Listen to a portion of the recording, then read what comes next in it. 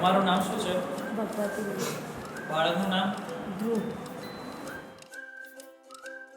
Machine મળ્યું એના પહેલાં એને સાંભળવામાં કેવું હતું? સાંભળતો થોડું સાંભળતો. અને મશીન આપ્યા પછી એને સાંભળવામાં હાલ કેવું છે? સારું સાંભળે છે. સાંભળીને ભણવામાં એને શું ફરક પડ્યો મશીનથી? ભણવામાં તો સારું ભણે, ટકાવારી સારી આવે. તારું નામ શું? મારું નામ ધ્રુવ. તારું નામ ધ્રુવ. પપ્પાનું નામ? પરેશભાઈ. મમ્મીનું નામ? મધ્યવિધિભાઈ. તું કઈ સ્કૂલમાં ભણે? હા. સ્કૂલ કઈ? તાર સ્કૂલનું નામ? તું ના હા. ખાડા બાજુ તું.